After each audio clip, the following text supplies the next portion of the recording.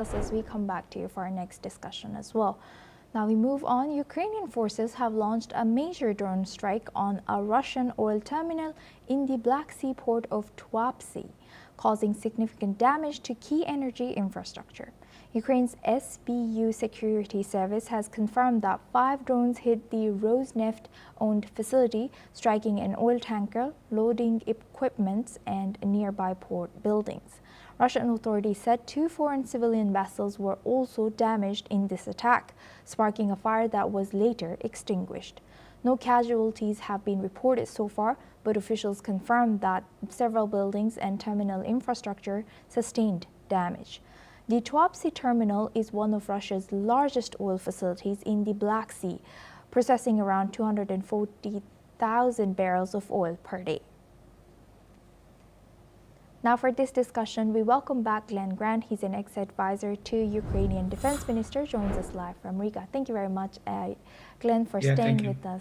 Thank you. Glenn, can you tell us a little bit more about this Tuapse terminal and the importance for Russia of this seaport? I think you almost said everything that's really important. It's the biggest one down on that part of the world, and of course, where it is on the Black Sea, it means that it's closer to being able to take its fuel from the port straight across the Black Sea and out through Turkey, and that's what they've been doing. So it's a very, very tasty, juicy target for Ukraine to try and stop that, because anything they can do to stop oil being exported through Black Sea ports down to the Mediterranean means that Russia would then have to export oil to other places south, like Africa or India. It would have to export oil from the Arctic, and that's going to take a lot longer. So the Black Sea is really important for Russia. The Black Sea ports are really important for Russia, and Ukraine will do anything now it can to close them, or at least to degrade them to the point where Russia is not getting any profit from them. Do you think this Tuapse oil terminal attack was planned from earlier, or do you think this comes after yesterday's strikes of Russia on Pokrovsk, the logistic route, the important Pokrovsk region? I don't know if I'm pronouncing it correctly. Yeah, Pokrovsk. Yeah, I think you'll find that the SBU and the Navy that have the task for that southern area will certainly have every single Russian port nicely labelled and listed and identified as targets, and will have had that for 3 years at least, if not longer. The question is whether you've actually got the weapons to do the damage, because if you're going to use drones or naval drones or whatever, you've got to have those first, and you've got to be prepared to lose them on a major target. Major targets, Russian targets, are well defended, so it's a gamble for them, and the Ukrainians will go for the softer targets first where they can, when they know they can get damage. If they're going for a major port, then everything has got to be right. So I don't think it's any coincidence. I just think that this was the right time. They had the right equipment and they had the ability to do it. So they went for it.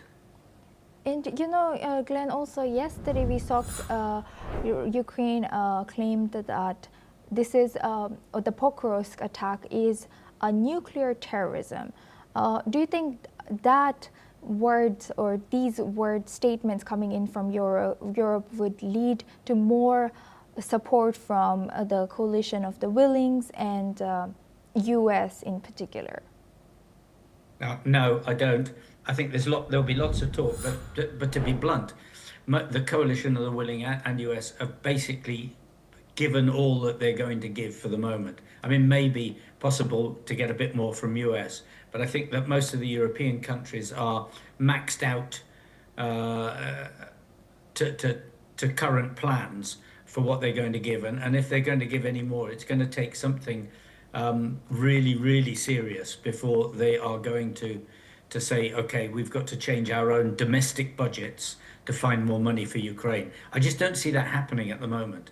So I think we'll just continue as we're continuing, and there'll be some bad targets and there'll be some bad actions and lots more deaths in major cities. But I don't see it actually changing the supply support from Europe upwards at any time soon. And what is your analysis of a current war, or who do you think is on winning or on the front lines? What is your analysis? Okay, I think you've got to look at the totality to see what is going on. I mean, in totality, there is no question that Ukraine is winning. Because Russia has been fighting this war for a long time, is using huge, vast amounts of national treasure and basically creeping forward slowly. On the front line, yes, they are moving forward, and there are some worrying conditions on the front line that certainly will make the Ukrainian government unhappy.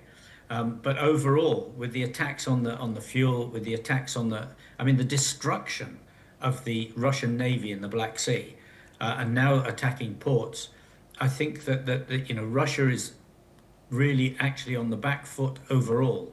But whether what the Ukraine is doing is enough to actually to force them to stop, I don't think so yet. I think we've still got a long way to go in this war. Right. With that, I would like to thank Glenn Grant for always joining us and sharing that insight. Thank you very much. Now we move on to Middle East.